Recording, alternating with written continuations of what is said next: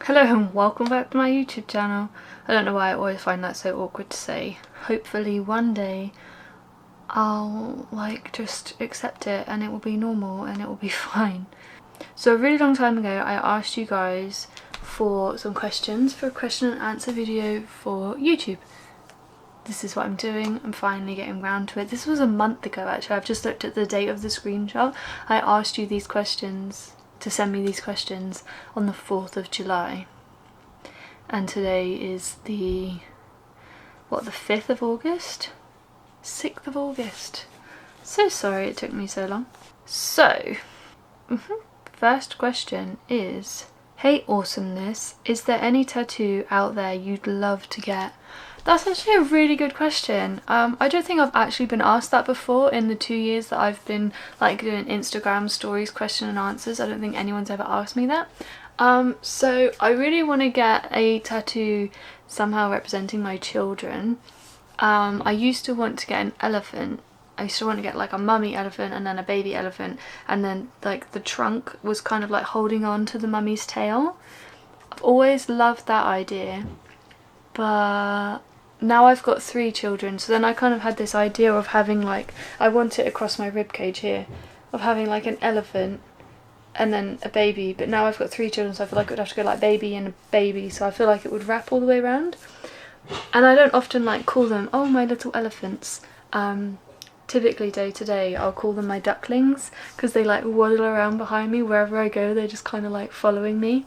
So I was thinking about maybe instead getting a mummy duck and then her ducklings. So yeah, I was thinking about getting that tattooed on me. And also I prefer that, because the duck thing, maybe I've got it wrong, but I feel like with ducks the daddy duck tends to be around a bit more, whereas with elephants the daddy duck is the daddy elephant isn't often around, whereas I was thinking, even though it will be about me and my children, it still kind of ties him in a bit.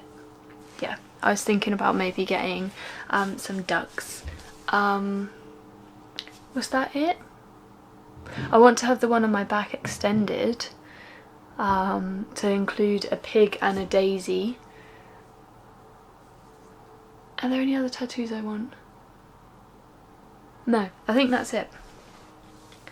Thank you for your question.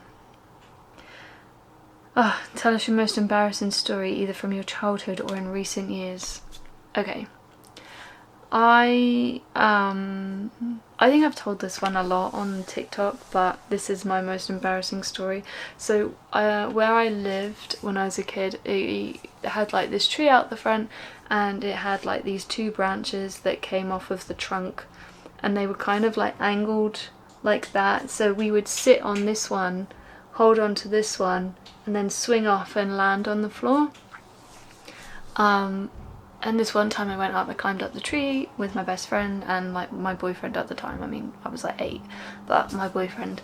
And I sat on the tree, went to swing off as I always did, but I was wearing a skirt, and my skirt got caught on this tiny little nub on the branch. So I ended up holding onto this branch with my bum dangling from the out of the branch by my skirt, and I obviously, even if I let go of the other branch, I kind of swung like that, but I couldn't reach the floor. This branch was flimsy, so I couldn't lift myself back up onto the other branch, so I was just dangling there, and my best friend was laughing too much to help me. In the end she managed to lift. I was panicking as well, but in the end my friend managed to lift the skirt up and over. So yeah, that is my most embarrassing story. Everybody laughed at me. Someone's asked me how to make a YouTube video. I'm not really sure how to answer that. I mean, you can just use your phone, film a video, you go onto YouTube, make your YouTube account, and then there's a little icon that looks like a little video camera with a plus in it. Click that, upload video, put in your title, upload your video, and there you go. Yeah, hope that helps. Next question. Would you do a balloon video?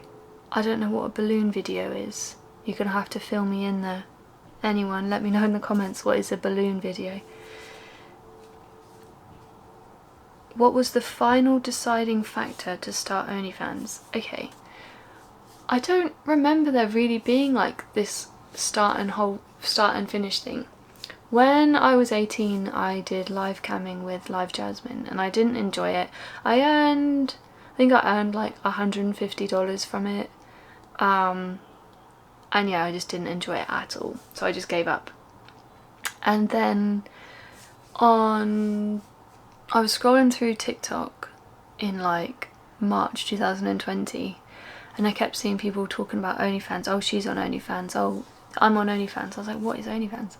So I looked into it and then I said to James, I was like, oh my gosh, we should try this. This looks like a better version of what we did before.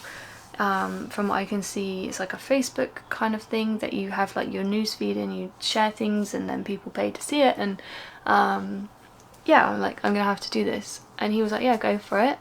So in April 2020, I made a TikTok account, built up my following. I think I got to 10,000 followers in the August and I launched my OnlyFans in August 2020 and here we are 2 years later. So yeah, I don't really remember there being money, earning money whilst being at home because March 2020 obviously the country went into lockdown. February 2020 I launched my photography business, so that obviously went crap. And because we've got 3 children and at this time James was working full-time hours because he had to earn the money and I was at home with the kids. I only worked part-time hours in the cafe, and so I didn't have the luxury of being able to just go out and get a full-time job because our 3 kids are home educated. So I needed a job that I could work around my hours, which is again photography. And then when I found out about OnlyFans, you can do it from home because my photography business had crashed. There you go, that's what happened. What's my aim for the next year? I know it's silly really. My aim for the next year is probably to try and get my OF to $10,000 a month. At the moment I'm around $5,500 a month. I would love to get it within a year to $10,000 a month. That would be amazing. And I want to break YouTube, not break YouTube, but like, you know, get going with YouTube. And then home life is just keep it the same. I love home life. I don't want to change anything with home life. Just keep moving forward as we are. Yeah, I would like to get to $10,000 a month so that we can get a new house because I don't like this house anymore. It's too small for us. So if I could get $10,000 a month on OnlyFans, then we could definitely look into getting a different house. That is like proper top priority, but unfortunately I just can't afford a bigger house right now. Will you ever move on to making content with other creators? I don't know. Possibly with girls. I would never make content with another man. Unless it was kind of like a group. So I would never make content with another man without James. So it would have to be a threesome or a group situation. I wouldn't, but then that's not something we're considering, but I would be willing to do that, but I would never make content with me of another man without James. That was it. No, never. But yeah, possibly with girls. I go like this. Me and James is comfortable with me making content with girls. I'm comfortable with it in theory. In practice, I'm just shy. So that's what holds me back on that one. What is your favourite place to go for time out and chill? My bed, 100%. Anytime I'm feeling any level of tired or stressed, I go straight back to my bed. My bed is my comfort place. I love my bed. This actually became a real challenge and why I would like to get a bigger house. I would like to get a house where I can have a separate working space. Because of the nature of my job, a lot of my work is in my bed, in my bedroom, and my bedroom is my sanctuary. It is where I go when I feel stressed. So sometimes my brain can associate work with me feeling like I need to chill out, I'm stressed. Or sometimes I come here and I come to chill out and I'm like, I need to rest, but then my brain automatically starts going, you should work now, you're in your bedroom, this is where you do your work. So it's kind of ruined my sanctuary a bit. So if I could get a bigger house, then I could have a separate working space, which would, yeah, that's the dream. Do I ever regret making an OF? No. No, I don't have any regrets about making it. 2 years in, there are things that I would maybe do differently. There are ways, yeah, there's just things I would do differently. I don't regret it at all. Yeah, that's it on that one. What do you want to do for a living if you had a choice? Well, I'm probably reading too much into your wording, but I do have a choice and I choose to do this. If I had my passion right now, the way that my brain is right now, what I would love to do is I would love to focus a lot on photography. I would like to photograph models in the same industry. Lingerie models, underwear, boudoir, all things like that.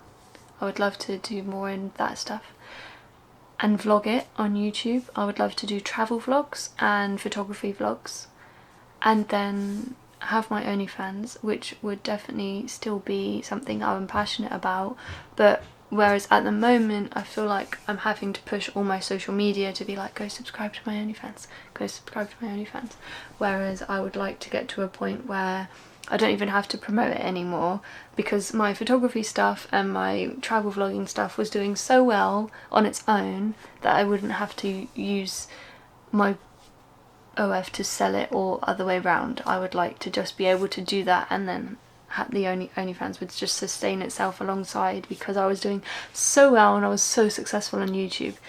Do you know what I mean? I don't want to like hustle for OnlyFans anymore. I would like to just have that move organically. That's it. I hope you enjoyed this video. Let me know if you have any more questions, and I'll see you in the next one. Bye.